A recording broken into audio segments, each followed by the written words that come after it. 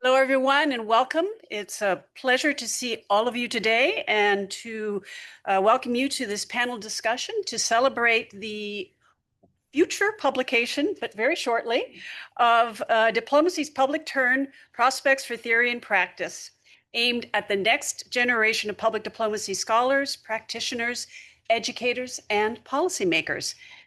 Fittingly, this event is the production of joint collaboration between the Public Diplomacy Council of America, the George Washington University Institute for Public Diplomacy and Global Communication at the Elliott School of International Affairs, the USC Annenberg Center for Communication, Leadership, and Policy, and the USC Center on Public Diplomacy. I know that's a very long list full of acronyms, but in reading it out, I think it testifies to the seriousness and the unanimity among us about the importance of these issues and elevating them at the national level. Diplomacy's Public Turn, co-edited by two of our panelists, Kathy Fitzpatrick and Bruce Gregory, addresses diplomacy's future in a turbulent mid-21st century environment and recommends pathways to innovation in public diplomacy's institutions, tools, and methods. You'll see in the book a number of chapters by a range of thought leaders in the US and abroad who explore public diplomacy's deeper engagement in societies at home and abroad, public diplomacy's centrality in diplomatic practice, ways in which digital technologies and AI both disrupt and empower all aspects of diplomacy, and challenges brought by geopolitical conflicts and complex global problems. To help us think through these issues, of course, we have a very distinguished group of panelists, including Kathy Fitzpatrick, co-editor of the book and director of the Zimmerman School of Advertising and Mass Communication at the University of South Florida, Bruce Gregory, co-editor and affiliate scholar at George Washington University's Institute for Public Diplomacy and Global Communication. I will serve as one of the contributing author panelists as well. And we will also be joined by contributing author and PDCA board member Nick Cull. If you see us online, professor at the University of Southern California. Once the panelists have made their remarks, we'll open the floor to questions. Those of you joining us, you may submit your questions via the Q&A function. And finally, this panel will be followed by an informal discussion about the issues with our panelists and the many, many distinguished experts in the room. Kathy, the floor is yours.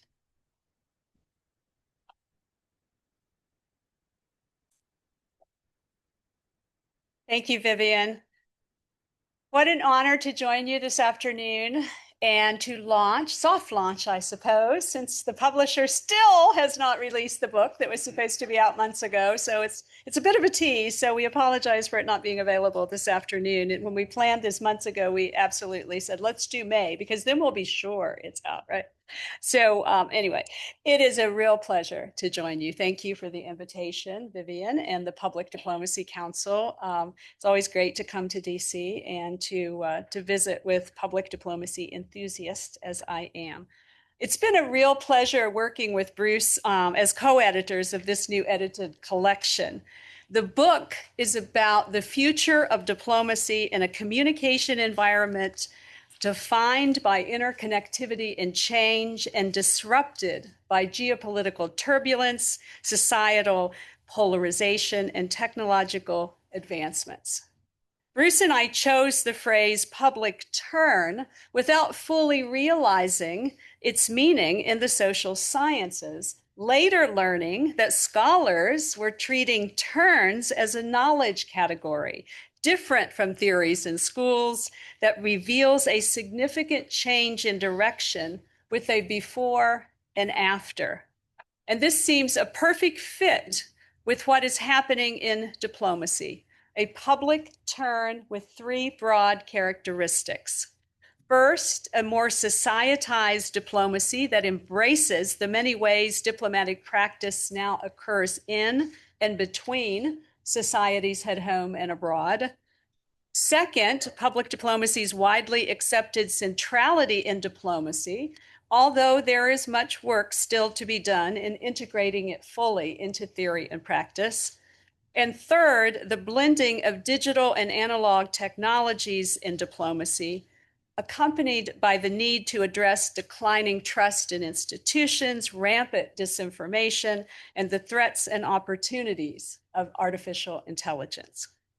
So, with this as context, we invited senior thought leaders to reflect on the evolution and impact of diplomacy's public turn. Contributors were asked to present about 300-word essays that would be useful for teaching, research, and for shaping diplomatic practice going forward. And we were absolutely delighted that so many friends and colleagues responded with excellent works that will help define public diplomacy research and practice in the coming years. The book has 3 parts. Part 1, Diplomacy in Society, looks broadly at the meaning of diplomacy's societization. The lead chapter on the societization of diplomacy was written by Jan Mellison and his co-author, Lavinia Parchifici. And these scholars consider an evolving diplomatic landscape that is changing faster than professional diplomatic cultures. They're in their chapter, they call for research that examines how diplomacy and society are linked and co-constructed. For practice, they suggest policy agendas that reflect the deepening relationship between diplomacy and society, and that consider the importance of engaging in domestic publics in diplomatic efforts. The book's introductory section also includes essays by Jeff Wiseman, Rhonda Zaharna, and Paul Sharp. Jeff identifies 3 criteria for assessing the status of diplomacy's public turn in regional diplomatic cultures.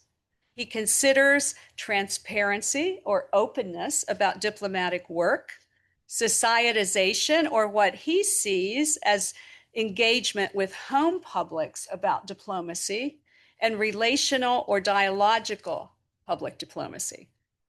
Rhonda Zaharna challenges what she sees as battle-oriented conceptions of public diplomacy rooted in a premise of separateness.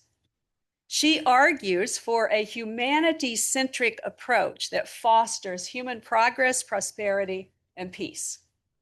And then Paul Sharp poses a question.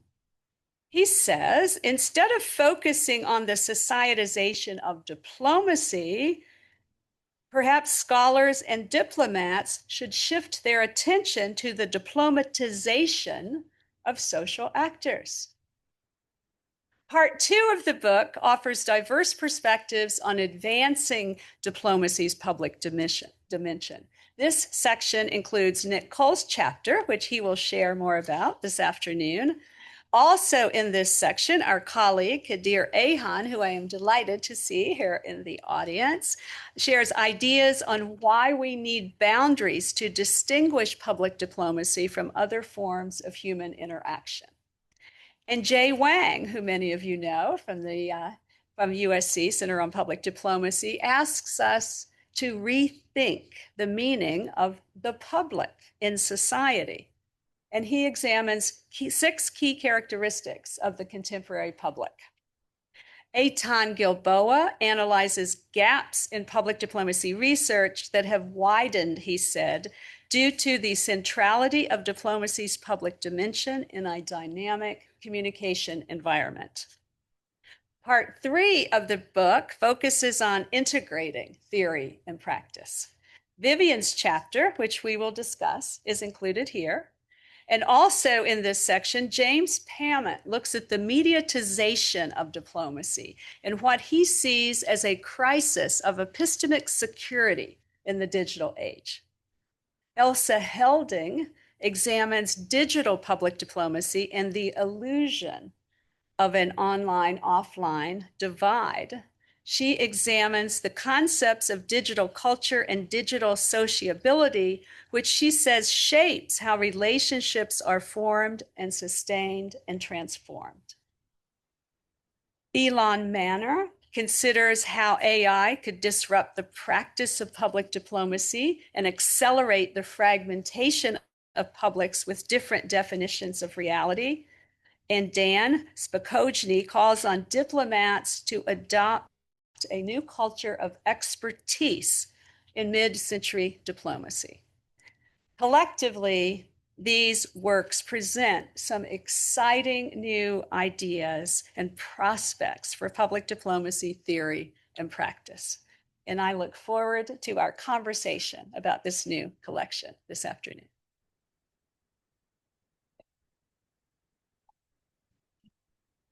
Thank you, Kathy, for that great overview of what to expect. So I'd like to follow up with a bit of a discussion about my contribution. I called the chapter Reimagining U.S. Diplomatic Practice, the Case for Public Diplomacy, sort of following along that conversation that we've been having over the last couple of years about the need to reshape the way we approach these issues. So I began actually by acknowledging where we find ourselves today, which is at a very strange and difficult moment in the history of American diplomacy. The U.S. administration, as we know, is in a full-scale retreat from soft power, characterized by a transactional approach to foreign policy that privileges the use of hard power threats and coercive measures at the expense of soft power attraction. As I've argued elsewhere, this emerges from a fundamental lack of strategic patience with the long game that is soft power. That requires long-term sustained investments in relationship building, a carefully curated understanding of target audiences, a corresponding commitment to consistency and nuance in messaging, and no expectation of measurable or attributable successes. These demands are inconsistent with the administration's short-term, transactional, and unilateral approach to diplomatic engagement. This administration appears not to understand that in relinquishing its role as a primary defender of openness, transparency, and unfettered access to information, the U.S. risks the creation of a vacuum of influence that authoritarian actors are only too happy to fill. Given these realities, informed engagement through the public diplomacy institutions and capabilities that support American soft power is even more essential to state survival in the global media space. So what does then, given this context, what is required to reimagine this practice? A couple of things. First, definitively reframing the practice in terms that clarify its alignment with prevailing national security and economic interests. The U.S. Advisory Commission on Public Diplomacy's annual report details how public diplomacy funds are concentrated at posts or embassies where our most critical security and economic interests are at stake. Secondly, showing that public diplomacy is the only instrument of state power that can reliably and consistently signal national interests, values, and goals, contextualize and promote key policies to target audiences, seek and consolidate alliances with like-minded partners, and, importantly, contain and delegitimize the behavior of its rivals. But even as I've outlined these lofty goals, there are some unavoidable realities about the function and the context. So-called public diplomacy failures are usually the product of institutional and resource constraints rather than an absence of expertise or know-how. And the corollary, expectations of what public diplomacy can or should achieve consistently exceed the resources and institutional support provided.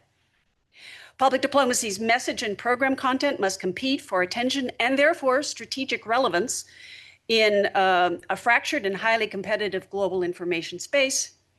Public diplomacy successes often depend on the degree of target audience, prior awareness of, interest in, and receptivity to national policies, behaviors, and underlying values. And finally, there are no guarantees that public diplomacy activities will actually shape audience behaviors and perceptions, and impacts are as difficult to forecast as they are to measure. So with this context and these realities in mind, here are two broad approaches to reimagining the practice of public diplomacy that require no additional funding or personnel or resources to carry out. Reimagination Part 1, institutional reforms, but not a new public diplomacy institution, a more efficient one. That requires ruthless program prioritization, consolidation, modification, and, when necessary, elimination. And I'm talking about outreach, cultural and exchange programs and initiatives that, if we're not careful, address overlapping policy objectives and target similar audiences. Secondly, more consistent, coordinated, and accessible program and assessment data sharing, which will require consolidating and integrating monitoring and evaluation processes to avoid distinct and overlapping assessment protocols. And finally, flexible, decentralized, issue-driven interagency coordination mechanisms to rapidly stand up working groups around a specific challenge and dissolve them when clearly defined outputs have been achieved. Reimagination Part 2, the human dimension, practitioner empowerment and decentralization of authority. This requires the judicious relaxation of the clearance processes to allow immediate and simultaneous engagement with multiple and disparate audiences, allowing practitioner autonomy with respect to timing and content development, especially around issues which represent a threat to national interests. And finally, permission for practitioners to lead from the edge when it comes to the adaptation of new technologies such as AI. So in conclusion, going back to our earlier discussion of soft power, at a moment when the use of soft power tools in diplomacy is being devalued, it is important to revisit the use of the term soft in soft power. There is nothing soft about the hardcore policy objectives behind the use of soft power tools, that is, the preservation of national security and economic interests. The reimagination of public diplomacy for this tumultuous age demands a renewed commitment to public diplomacy as a legitimate tool of statecraft and the imagination to recognize that the practice of strategic patience with respect to soft power does, in fact, yield long-term and enduring benefits. Thank you. And with that, let's turn it over to Nick. And I think if you'll unmute yourself, Nick, we'll be good to go. Thank you very much for having me. And I'm sorry I can't be with you in person. So I start my chapter with a quote from Ernest Hemingway, looking back to his novel The Sun Also Rises, which came out in 1926. And there's a famous scene where the character Mike Campbell is asked how he went bankrupt. And he says, 2 ways, gradually, then suddenly. And to me, this is the way in which the era of soft power has ended. Gradually, as it's been variously chipped away at and diluted, and then suddenly, in the case of provision of the United States, within a matter of months, really important soft power tools were simply closed down in a kind of cataclysm that nobody really expected could and legally can't be done if we're to understand what happened to the broadcasters properly. By talking about the end of soft power, what I do in the chapter is I suggest that with the end of soft power, we have to have something else, and I propose thinking about a policy of reputational security as a replacement for a sort of a dominant paradigm. And by saying that the era of soft power has ended, I don't mean that the category is of no use at all anymore, but I think it's no longer a dominant practice in diplomacy. And I certainly don't think it's a helpful category as commonly understood. Important aspects of Nye's formulation have been conveniently ignored.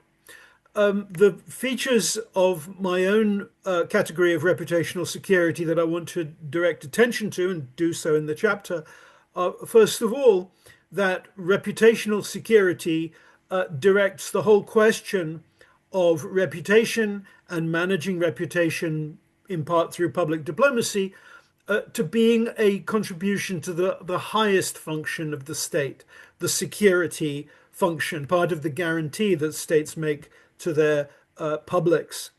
So this world of public diplomacy is not an optional extra. It is essential. It's essential if the country is going to be safe.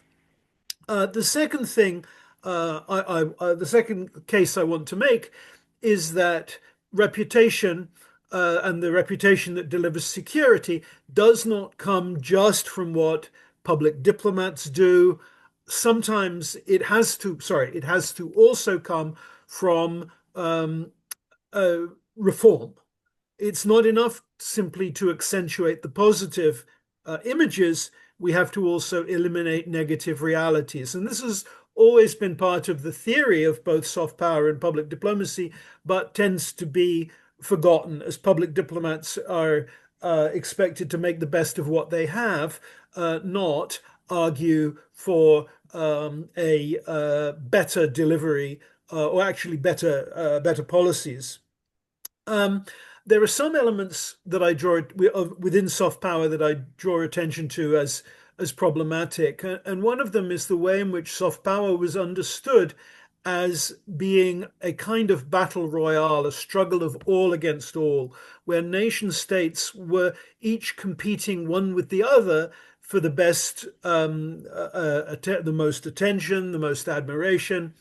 And I feel that that isn't how the world works right now, that we are being, in the West, we're being attacked collectively by adversaries who disparage our entire way of life, and that a slip in one democracy is turned into a flaw for all democracies. So in this world, our security is already being compromised at a collective level. It's necessary to work together and to push back in a collective way too, and to work together to build better reputations for states like us.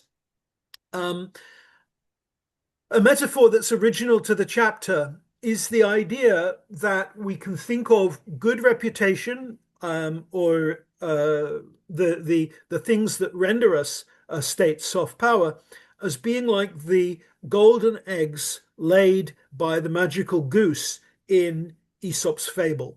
So one of the points I make in the chapter is that we have to know our geese. As you know, some years ago now, I argued that there were 5 key areas of public diplomacy, and I revisit these 5 areas and look at how each of these areas should contribute to reputational security. And my listening area, activity number 1, is exactly this point. You have to know your geese. That is, understand where the most admiration earning elements of your society are located, and think, what policies can I do to keep those elements healthy? So for Britain, that means taking care of the creative sector, the education sector, the legal sector, the much admired British jurisdiction, and the institutions of democracy. The US also has its elements, including rule of law, including tech, including entertainment, and each of you will have your own, and the education system. But we see a lot of these as being under attack, posing a trouble for reputation, and by implication, I would say, security. In terms of advocacy, my second category, I think that reputational security comes from including all voices. in a reputation. And one of the worst things that a state can do is say there's only one way to follow our particular state. I give an example of a state that misstepped in this way, and that's the Kaiser's Germany, where they argued that there could be no such thing as a German who didn't support militarism, and they argued that all aspects of German culture were subordinate to the needs of the state. I think that states should allow themselves to be many things, because at some point in the future, each of those elements will be resonant with somebody, and to put all your emphasis on one particular aspect is very is asking for trouble. And I can say more about this during questions. I see for culture, my third category, I see culture as being one of the ways to build collaboration and to build a reputation for teamwork. Culture is a very low risk area for collaboration, but it's also a high return area where you can demonstrate very effectively the ability of a country to literally play well with others through sporting events or create common cultural events. For exchanges, my fourth category, I go to one of the most demonstrably golden of the golden eggs, and that is international education. International education delivers tremendous financial value to cities that host educational institutions. The international education in New York City alone delivers much more financial health to the city than all of its sports teams combined. That's easy to demonstrate. And so it just makes financial sense to make sure that students are still coming to the country. And my fifth category, some of you maybe remember, is international broadcasting and state-sponsored news. And here I make the argument that we do need the state to fund organizations like the Voice of America, Radio Free Europe, and that the state actually adds something, because this is state guaranteed, legally guaranteed objective news, not something that you have to wonder, well, what's the bias of the community that funds this or the oligarch that funds this? And my interesting little factoid at this stage in the essay is to show how when it was revealed that Radio Free Europe was sponsored by the CIA, immediately its listenership went up. That this was seen as an advantage for Radio Free Europe.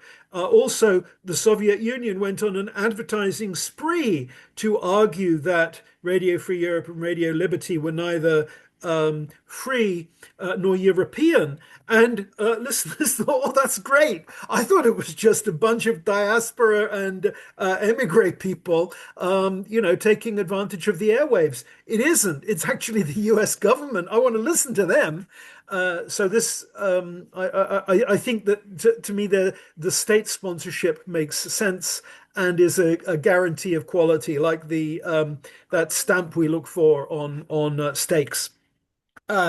The final thing is that it's important that when all these are combined, that they are relevant to what people in the world actually need. And what people need is solutions to collective problems. Problems in the world are too big for any one country to solve. So the best reputation will come from being part of a solution to the world's problems. I'm thinking here of problems of climate, problems of migration, problems of inequality, problems of economic instability. Places that work together will get good reputations. Going it alone, grandstanding, these things will not help reputations in the 21st century. And I think that time will demonstrate this to be the case. So if you want a good reputation, don't just talk a good game, deliver a good game. And the good game right now needs to be to work together. And I think you can see how European countries certainly are acknowledging this and seeking to move in that direction. Thanks so much for including me in the volume. It was fun to have to do anything succinctly, but I enjoyed taking part, and I look forward to reading my colleagues' essays. Thank you so much, Nick. Thank you so much, Nick. And so, Bruce, please, over to you to sum it all up. Thanks, Vivian. If this is working, I'll stay here. It's been a pleasure to work with Kathy on this project and with the outstanding U.S. and international scholars. Good. Okay. Who contributed to diplomacy's public turn. All are at the top of their game. They believe in strong ties between academic study and professional practice, and in the value of public diplomacy. And it was also fun to watch them collapse their ideas to 3,000 words, somewhere between a blog and a research essay. What I want to do is briefly summarize the concluding chapter that Kathy and I wrote, and summarize 3 areas where they found common ground and topics where their different perspectives are sure to energize debate and new ideas. First, they broadly agree that diplomacy is going through a systematic change of direction from previous decades of research and practice that emphasized diplomacy by states with an international focus to a future where diplomats and their organizations have much greater inward-facing dimension that engages citizens at home. A future with complex state-society dynamics in a turbulent environment. A future where societization means diplomats must engage citizens not only as audiences for policies or as partners, as in managing exchanges, but citizens with expectations and fiercely contested views in polarized societies. Citizens who are active and organized, as well as citizens who are antagonistic to government and elites. A change in direction where there are more government actors in cities and state capitals, and more diplomacy actors in civil society, and more unconventional diplomatic actors, where there are upwards, as some scholars have counted, some 200 hybrid diplomacy categories, from diaspora diplomacy to sport diplomacy to science diplomacy, where connections between diplomats and society are maintained through social media, where there is no longer an obvious online-offline divide in diplomacy. It's also a future in which public diplomacy is now mainstream, has been said, in diplomatic practice, not something bolted on to diplomacy. And where, as the gifted diplomat Bruce Wharton predicted more than a decade ago, quote, the next generation will stop thinking about public diplomacy as a separate diplomatic function. Second, and unsurprisingly, the contributors agreed digitalization and AI will enhance, transform, and disrupt diplomatic institutions and patterns of practice. 2 chapters examine how practitioners can navigate AI's challenges and leverage its potential. Third, they broadly agreed on the need for more research on the social forces and purposes that shape state behavior, and a multidisciplinary focus in diplomacy studies that moves beyond international relations and communications to knowledge domains across the sciences, social sciences, and humanities. The chapters also reveal numerous areas of difference, some familiar, some emerging. There are debates, of course, on terms, concepts, and definitions. It's what we do. There are contrasting views on the relative importance of state-centric diplomacy and humanity-centric diplomacy, on how and even whether diplomacy is co-constituted by states and society. There's a debate, too, on diplomacy's boundaries, on who is and who is not a diplomatic actor. Still, other areas of difference arrive less from their analytical disputes than from the variety of research topics addressed. To name just a few, societized diplomacy in local, regional, and global spaces, problems in knowing what is true and real, the meaning and measurement of soft power, how embassies and foreign ministries should change in the context of new technologies and the current turning point in global affairs, and how best to reimagine, as Vivian has said, U.S. diplomacy when its importance in practice is being systematically devalued. It may be too soon to say today's change in diplomacy is comparable in scale to the 20th century turn from diplomacy largely between governments to diplomacy with governments and publics. But what we are experiencing is unquestionably transformative and exceptionally challenging for diplomats and scholars. I'll leave it there, except as I said, the chapters are short, easy reads, and useful for course assignments. And unlike many academic books, it's affordably priced. Thank you so much, Bruce. I think with the time remaining, we'll want to go directly to questions. So someone is around with the microphone, right? So if anyone would like to ask a question, Lam has a microphone for you. Okay. How about back there, and then we'll move up. Oh.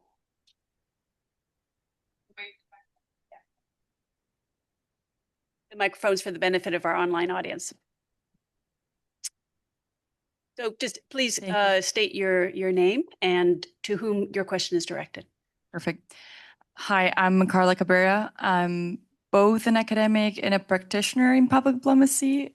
So a topic that is very close to my heart, my life in general.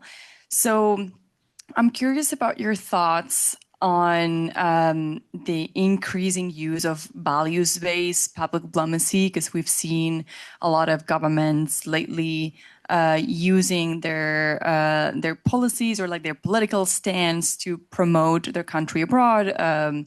And with the polarization that there is in the world right now, I can see how this complicates having a long-term reputation if you have changing governments that go from one spectrum to the other. For example, let's take Hungary, like a country that has been on the rise in international image with Viktor Orban, especially among conservative circles. And I had read a lot and studied that usually values-based diplomacy is more successful among the general public because it touches on shared values and moralities and topics that go much deeper than just landscapes or other cultural aspects. So I was wondering, what do you think this polarization, this change of government could cost to like the country's reputation, and how do we deal with the values-based public diplomacy that is on the rise, but it's also maybe detrimental to a long-term image? It sounds like a question for Nick. So I'm going to... Well, it's a fascinating question. And the most important thing about values is that you actually deliver on the values, because a thing that I notice in global publics is that they've got a great nose for hypocrisy. And the worst thing is to claim to be something and then not to actually be it. I don't think that a change of government, if it's conducted in a peaceful way, is a bad thing. And I think that actually thinking and talking about values is positive. And I'm sure that there are people who now are less impressed by Hungary. But I'm also sure there are people who are now more impressed by Hungary.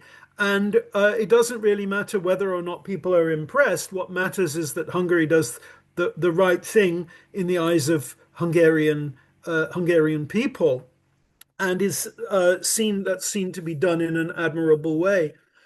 One of the ironies right now is that sometimes states assume that their values and culture are the only ones that matter, and part of why I was seeing an end of soft power as typically interpreted was that you could have diametrically opposed policies chasing the same feature, that is international admiration. That during the Biden years, the United States was speaking out on LGBT issues, for exactly the same reason that the Putin administration was condemning LGBT issues, because they claimed that the world needed a conservative voice, and the United States claimed that the world needed support for individual liberties. So and both of those positions have won admiration in some parts of the world. Um, uh, I hope I hope that helps. So my core response is, yeah, values space is fine, but you have to deliver on the values. And right now, I see a lot of countries that are have spent a long time telling us how many values they have, but it's harder to see the deeds matching the words. Great, thank you. I think there was a question over here, and then we can move there. Okay. I'm Peter Humphrey. I'm an intelligence analyst and a former diplomat. I think that once Trump is gone, and I'm a pretty conservative guy, so I don't say this lightly, that the Gulf of America becomes the Gulf of Mexico again. I think the Voice of America gets refunded. I think AID gets reconstituted. I think the Department of War goes back to Department of Defense. With millions, literally millions of dollars worth of signs and stationery wasted on that effort. And I expect largely a reinvigoration of soft power. And I'm wondering if you four guys concur. Well, can I? There's an easy answer to that, and that's that international opinion is not measured by what a taxi driver says to a New York Times columnist. It needs to be measured scientifically, and the scientific polls that we have for a similar transition, not as dramatic, but a similar transition, which would be the transition from the Bush administration to the Obama administration, showed a tremendous bounce back as soon as the administration changed. And that there is, or has been in the world, a desire to admire the United States. And I think that there will be, I would see some sort of recovery. I doubt it will be as dramatic as the post the post George W. recovery. The post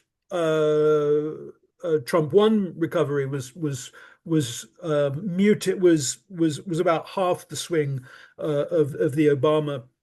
So Trump to Biden, that was about half the swing. And but the danger is, if the craziness, if the disruptive behavior goes on, the longer it goes on, the more entrenched it becomes, and the less the country is trusted for its stability, and so the problem gets worse the longer this goes on, and the more disruptive it is to people's everyday lives. Bruce, did you want to add something? Just quickly, I hesitate to predict, and I think recent experience has shown that predictions don't always materialize. But if you look at the long sweep of diplomacy's history, change is a significant part of what happens. And it seems to me that while we need to focus on how we can build back better what has been dismantled in this administration, it's important not to be trapped in the moment and to think about those reform agendas that we were talking about before the Trump administration. And they go deep into the way diplomacy is practiced in the United States. And the last point is going back to the values agenda. If we're looking at actors in society, many of them are doing what governments can't or will not do. So to focus on diplomacy as a function of what civil society actors can do in the values arena, it seems to me is an important way to approach the future. Kathy, did you want to? I would just add, in addition to everything that Bruce and Nick have said, that I do think things will, there will be a shift, but something that I'm very concerned about is not letting that pendulum become a wrecking ball. and that whatever transitions we make in the other direction are done in a way that that there's no scorched earth on either side, because we won't move forward in any direction if that's the case. I believe there's a question there. Yeah.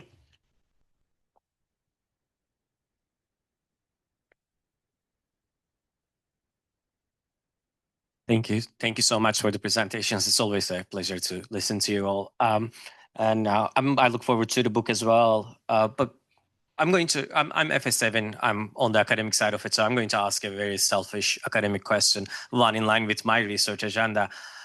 Based on what you've been talking about, diplomacy's public turn, what would you say is the outcome of diplomacy? Why are we engaging in diplomacy at this moment? Because obviously it's no longer the 16th, 17th century objectives. We're not just trying to avoid war.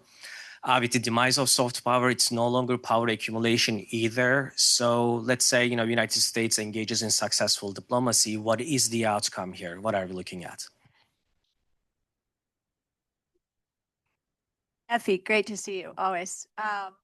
One of the things that I think is that the idea of public diplomacy's social relevance will keep growing, and that is the basis of the concept of the societization of diplomacy and diplomacy's public turn. And I think that from a research perspective, that it is my hope that the books can be expanded in looking at public diplomacy more broadly. I know that historically there's been, focus on national interest, self-interest, the power constructs that we've all talked about and so forth. But I am actually very excited to see more emphasis placed on social issues, collaboration, public diplomacy in the public interest, as I have suggested. So my hope is that that's where the research stream goes next. You wanted to add something? Very good to see you. Very quickly, you will find areas of difference in the book between people like Paul Sharp and Jeffrey Wiseman, who argue that diplomacy is how groups that are separate want to remain connected. And so that there are a whole host of ways that happens and a whole host of issues on which they agree and disagree, but the separation matters. Scholars like Rhonda Zahana at American University in the book argue for a more humanity-centered diplomacy. And so the debate between those two schools of thought is manifest in the book, but it also creates a discussion of the extent to which they are separate and the extent to which diplomacy is co-constituted by the state and society. All right, then I think we will take an online question. So Sydney, if you would share the question with us. Yeah, we have two online questions I'll bundle together if that's okay. The first one is there an alternative ideology of what PD is led by China or Gulf Arab states?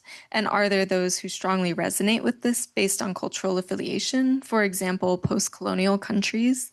And is there a way, can we resolve this tension to win back their hearts and minds? And second question, quite a different direction. How do you assess the role of AI and emerging technologies in contemporary diplomatic practice, particularly within ministries of foreign affairs, in light of claims that the era of soft power is diminishing? Hey, Nick, do you want to take on the alternative ideology and the post? Yeah, I can talk about that. I mean, to go outside what's known in the book, and to refer back, if you look at what research says about the standing of the United States and the standing of China in one of the key competitive zones, that would be Africa, sub-Saharan Africa, we find something really interesting, and that is that both the United States and China continue to be admired, even if there are problems. The United States tends to think of itself in a zero-sum competition with China, but that's not what polls detect and analysis detects in places like Nigeria and Kenya, where the United States and China are seen as varieties of the same thing, that is, foreigners that the locals can cooperate with and collaborate with, rather than two ends of a spectrum. And that, I think, is something that means that they will be judged not based on their ideology, but based on their effectiveness and whether or not they're doing something helpful and constructive.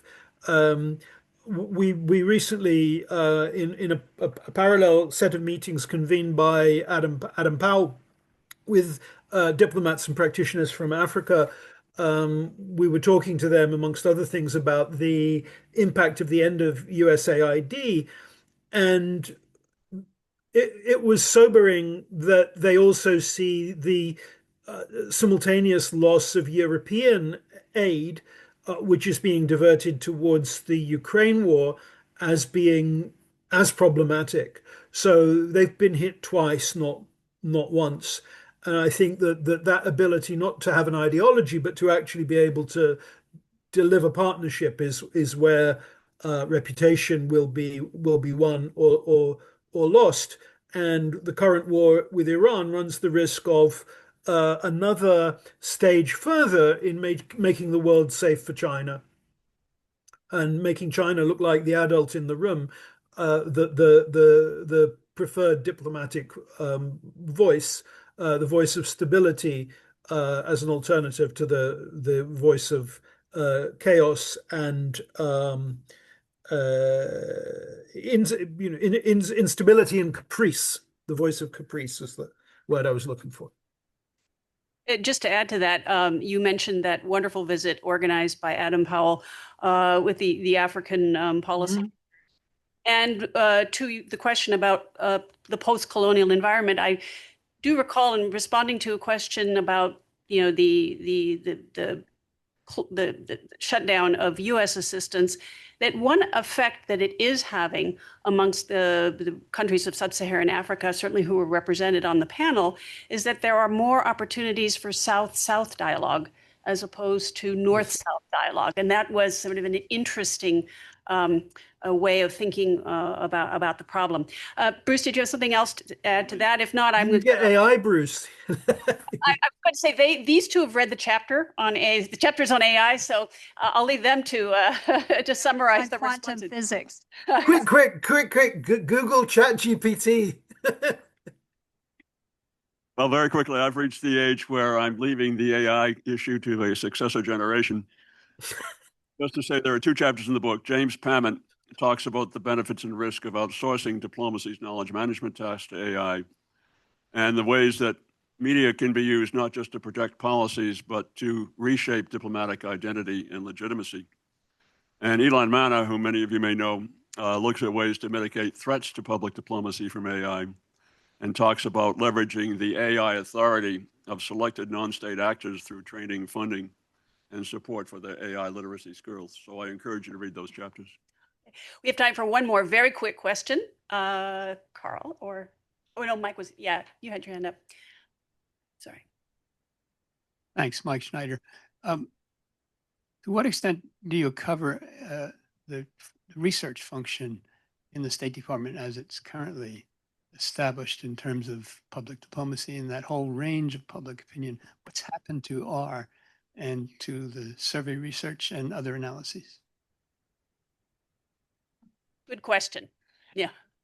We have maybe afterwards, we have Sarah Arkin from the U.S. Advisory Commission on Public Diplomacy. Maybe she can give us a kind of a rundown of where we are in that. It's a wonderful question. So, okay, well, with that, unfortunately, we'll have to bring this part of the program to a close. Judy will provide us with closing remarks, but I do encourage those of you in the audience to stay on if you can for another 30 minutes. We have an opportunity for a more informal dive into some of the many great issues that have been discussed here today. So, Judy, if you'll close us out.